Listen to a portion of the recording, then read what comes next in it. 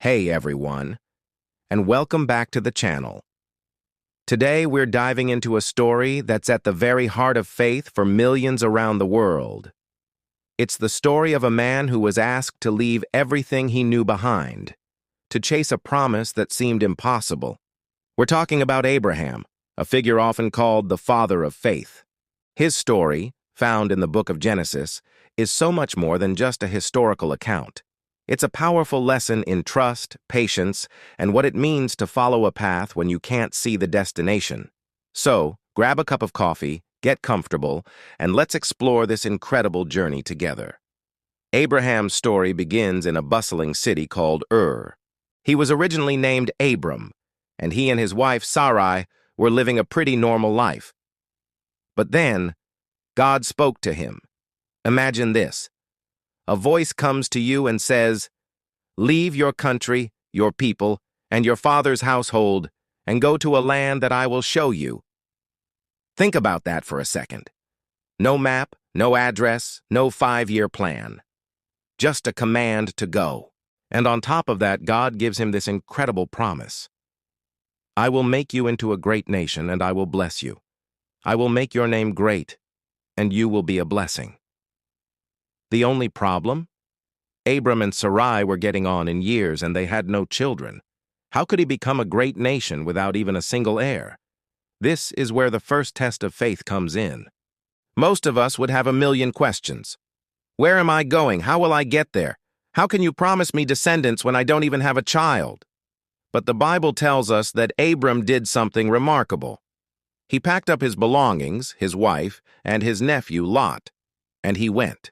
He obeyed, even when it didn't make any logical sense. He chose to trust the promise maker over the problem he was facing. As they journeyed, the years started to roll by. Still, no child. Abram is now an old man, and Sarai is long past the age of childbearing.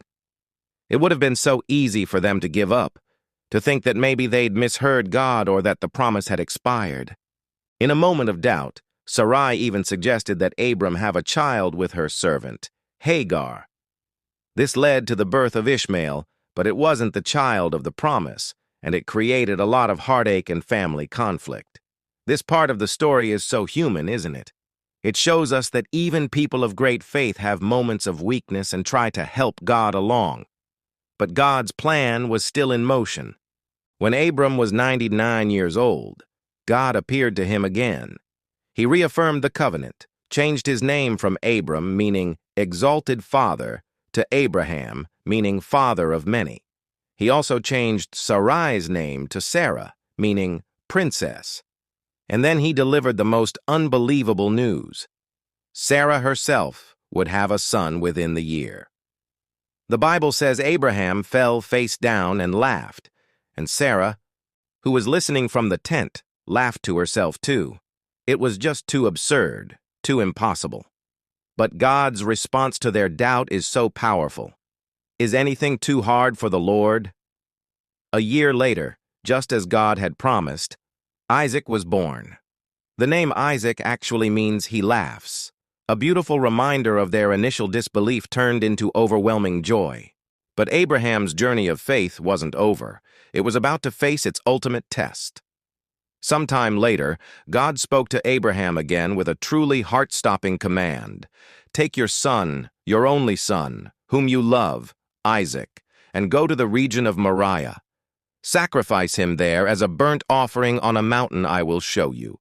Can you even imagine? This was the son he had waited a lifetime for, the child of the promise, the one through whom the great nation was supposed to come. Every fiber of logic and parental love would scream, "No!" This command seemed to contradict everything God had previously promised. Yet, the very next morning, Abraham got up, saddled his donkey, and set off with Isaac. For 3 days, they walked. I can't begin to fathom what was going through Abraham's mind, but his faith, forged through decades of waiting and seeing God's faithfulness, held firm. When Isaac, in his innocence, asked, "Father, where is the lamb for the burnt offering?" Abraham's reply is one of the most profound statements of faith in the entire Bible. God himself will provide the lamb. When they reached the mountain, Abraham built the altar, tied up his beloved son, and raised the knife. At that very last second, an angel of the Lord called out, stopping him. "Do not lay a hand on the boy," the angel said. "Now I know that you fear God, because you have not withheld from me your son, your only son." Abraham looked up and saw a ram caught in a thicket. He had been provided a substitute, just as he had believed. Abraham's story is a masterclass in faith. It teaches us that faith isn't about having all the answers. It's about trusting the character of God, even when his commands seem confusing and the path ahead is dark. It's about being willing to lay down our most cherished dreams and possessions, trusting that his plan is better than our own. So, what can we take away from this? Maybe you're in a waiting period right now, wondering if God has forgotten his promise to you, or perhaps you're facing a situation that seems completely impossible.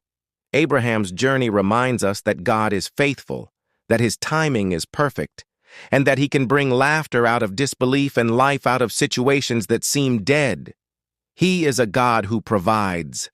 Thank you so much for joining me today to explore this incredible story. If it resonated with you, I'd be so grateful if you'd hit that like button and subscribe to the channel for more content like this. Let me know in the comments what part of Abraham's story stands out most to you.